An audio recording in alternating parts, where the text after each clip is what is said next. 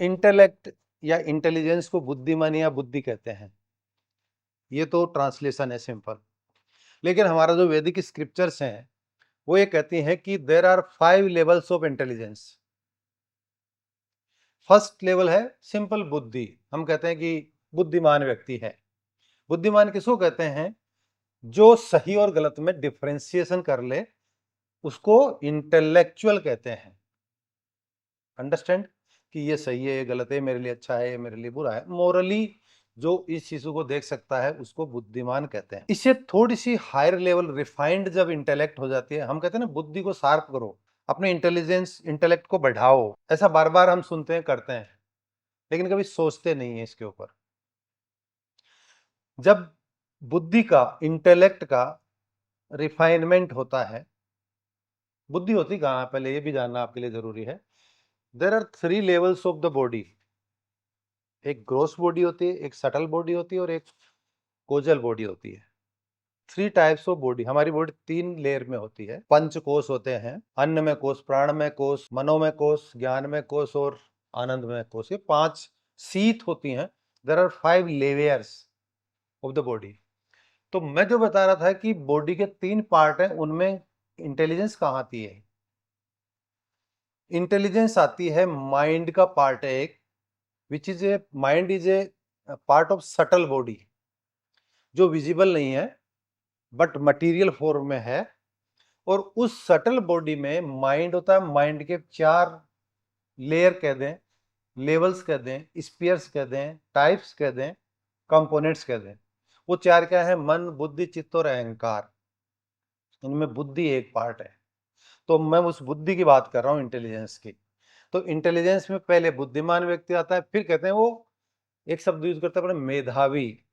जैसे बुद्धि का थोड़ा रिफाइनमेंट होता है, थोड़ी शार्प बनती है, और एक सामान्य विवेक से ज्यादा अच्छी बुद्धि जिसकी होती है, तो हम कहते हैं ना यार उसको तो वो तो बहुत इंटेलिजेंट है।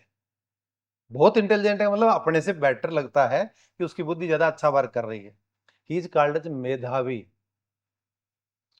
जब मेधावी बुद्धि का और रिफाइनमेंट होता है, यानी और इंप्योरिटीज हटती हैं, तो वो बुद्धि और भी तीक्ष्ण हो जाती है, और ब्रॉडर हो जाती है, और व्यक्ति को दुनियादारी की समझ, दुनिया को देखने की दृष्टिकोण अच्छा हो जाता है। Then he is called as प्रज्ञावान, कि उसकी प्रज्ञा बहुत अच्छी है। ये टर्मिनोलॉजी सारी आज आप, वो अमेरिका का जो साइकोलॉजिस्ट है उसने 8 प्रकार की इंटेलिजेंस बताई है। उन इंटेलिजेंस को कल मैं देख रहा था, मैंने कहा ये क्या इंटेलिजेंस बताया, मैं हमारी इंटेलिजेंस के सामने तो कुछ भी नहीं है।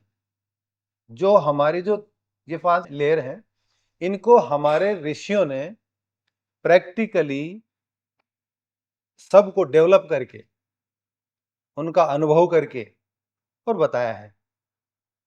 आज की जो मटेरियल साइंस है वो अलग बात करते हैं, उसके ऊपर नहीं जाएंगे। लेकिन थर्ड लेवल की जो हुई वो प्रज्ञा हो गई।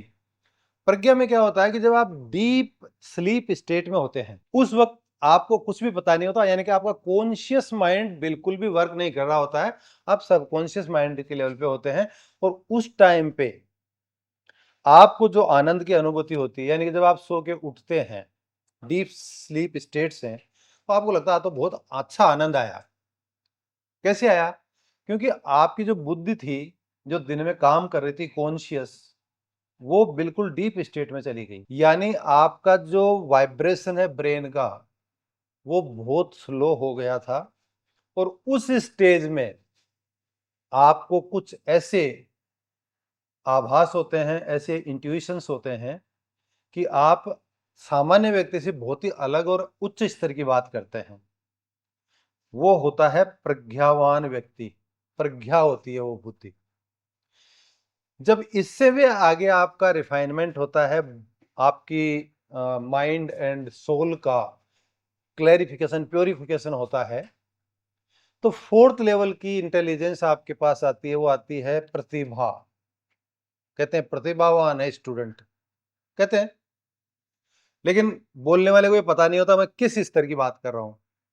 हम बुद्धिमान को भी नितंबरा प्रज्ञा से युक्त बता देते हैं, बताते हैं, क्योंकि हम सिनोनिमस मानते हैं इन 5 को।